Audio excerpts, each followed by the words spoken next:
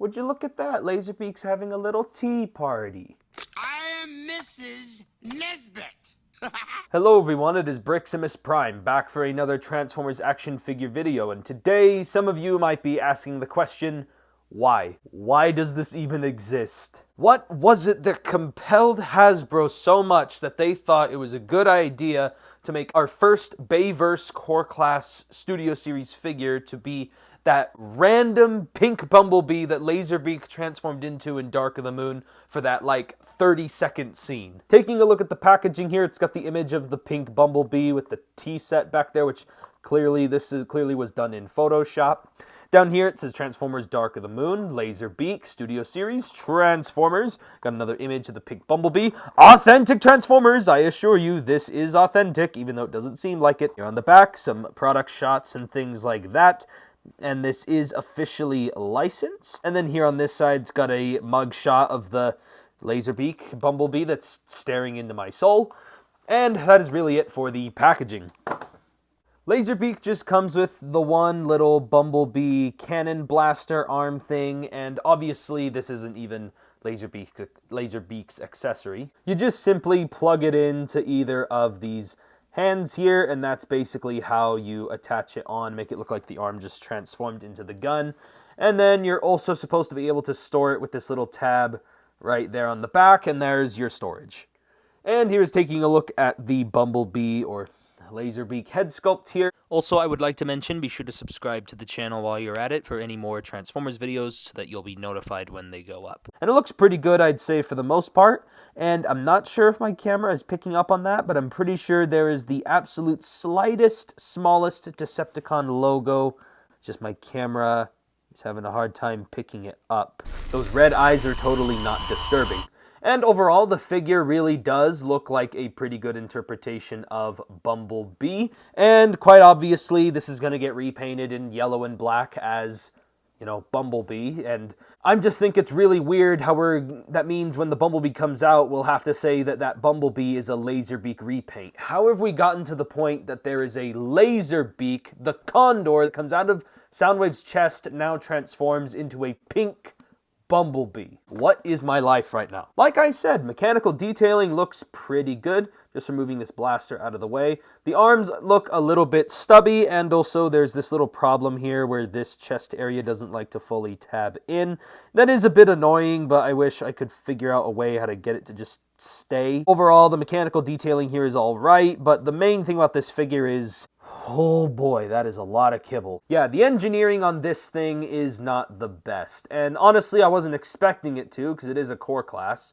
And overall, it just makes me not really want to get that Bumblebee figure, so I'm not going to end up reviewing that if it does end up coming out. And overall, this thing is more of a novelty figure than it really is any actual, Transformer to collect. Because again, it's a pink Bumblebee. This is screen accurate. How is it I live in a world of Transformers where this is a screen accurate, size accurate Transformers figure? Laserbeak has a ball joint at the head, which allows for some swiveling from side to side. Can't really look up, but can look down, and not really any pivoting or anything. Shoulders are on ball joints as well. They can rotate, they can move in and out. Little bit of shifting tire action. Ball joint at the elbow, which allows for over 90 degrees. And then you can use that ball joint as a swivel and a bicep swivel and all that. And again, this chest doesn't really want to tab in. Wings can flap from left to right.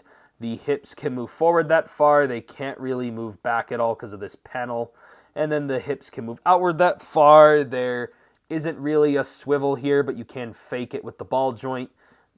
Bend at the knee, which does not even bend at 90 degrees. Or actually, wait, there is a slight shifting of the ankle to make a pivot, but it mostly is just for hinging forward and back. But other than that, and that's it.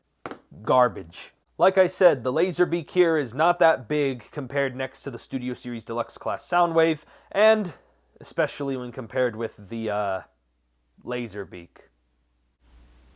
And here is Laserbeak compared next to the last live-action core class figures I took a look at, the Ravage and Shockwave from the Bumblebee movie. And here is the Laserbeak compared next to the last Studio Series core class figures I took a look at, the core class Wheelie and Ratchet from '86.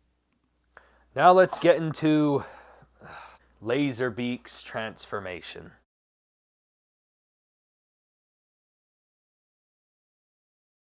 And now taking a look at Laserbeak's alternate mode here. Here is the pink Camaro. And yeah, this is obviously just going to be repainted into a Bumblebee because obviously the Laserbeak never transformed in Dark of the Moon into a car mode. So it's quite obvious that this is only here for the Bumblebee when the Bumblebee is transforming into its yellow mini vehicle. And again, the transformation is very simplistic that I didn't even look at the instructions at all.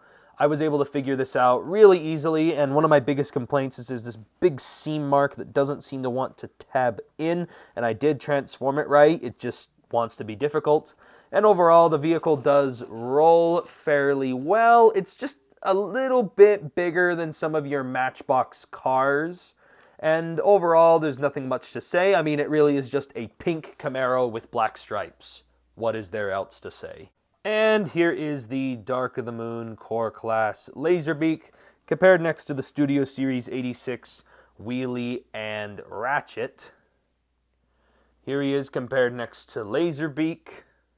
And then here is Laserbeak compared next to the Ravage and Shockwave from the Bumblebee movie.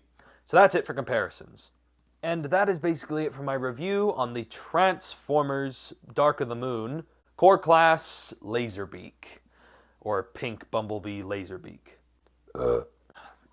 This is a really weird release because no one in their right mind had ever actually asked for this figure to be made. So it's kind of confusing as to why Hasbro even made it in the first place, but it is, again, kind of just one of those novelty figures that's just so weird that I just had to get it. I don't know about everyone else, but this is just such a weird figure.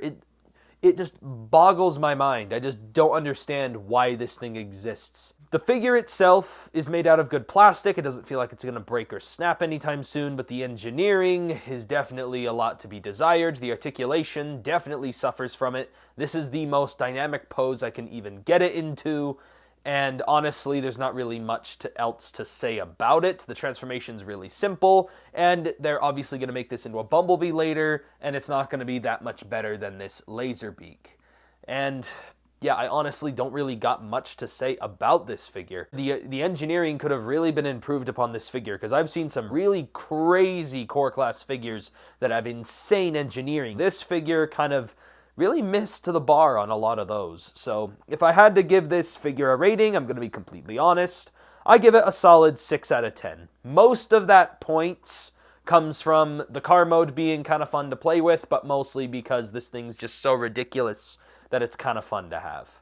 So yeah, I suggest that you go and pick this up if you feel like it, especially if you're a Studio Series completionist. But if you're a casual Transformers fan, this is definitely something to skip over, because again, it is kind of a ridiculously stupid figure, but in the best way possible. So yeah, that is basically it for this review. If you guys enjoyed it, be sure to give me a like on the video, comment down below what you guys think, subscribe to the channel for more action figure videos, and I'll catch you guys next time.